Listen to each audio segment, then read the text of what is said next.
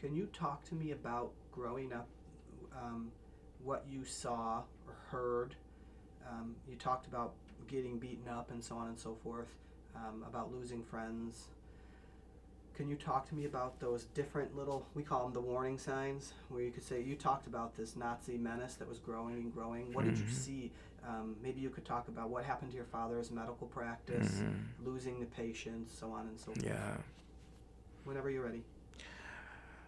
Well, as things got gradually worse with each passing month, more and more patients of my dad's could no longer use him as their physician.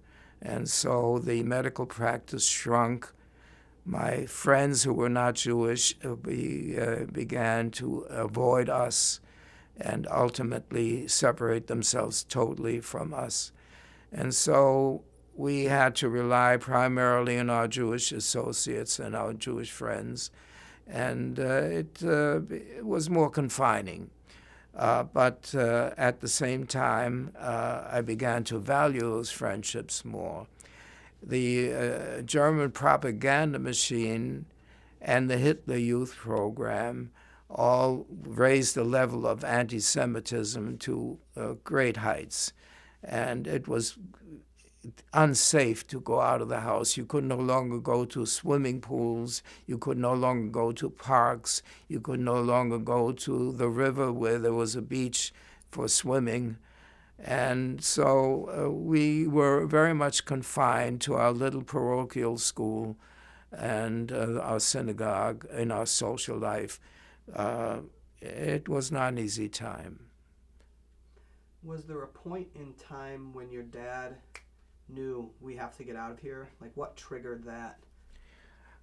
Well, we knew that, I don't know exactly what triggered it. I mean, I was a kid, 10, 12 years old, but they knew well enough that we couldn't take very much money out with us to protect us financially.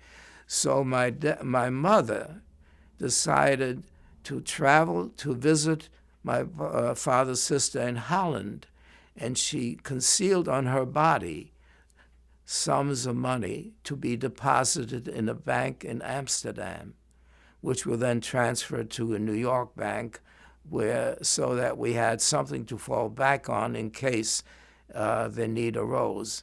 And so she took that chance. If she had been caught, that would have been the end. And so we were able to get the affidavit, and we were able to make preparations to come to the United States. We traveled to Holland first to visit with my dad's sister for a while, then to England, and from England we took an ocean liner called the Aquitania, a beautiful old Cunard line ship, sailed from Southampton to New York Harbor. And as we passed the Statue of Liberty, I saw my mother cry for the first time. Can you tell me a little bit about your boat ride as a 12-year-old boy? What was it like on the 6 days coming across the ocean? Well, you know, there was rationing in Germany, and so our food choices were very limited.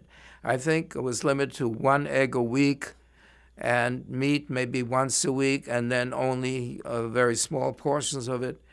And so when we got aboard this ocean liner, which had no limitations, you had a great menu to choose from. Of course, we didn't know because it was all in English, and the menu, but we got a little help from others at the table, and we really feasted for 5 or 6 days that it took to come over. It was a great experience. It was in January, and the ocean, the Atlantic, is kind of rough very often in January.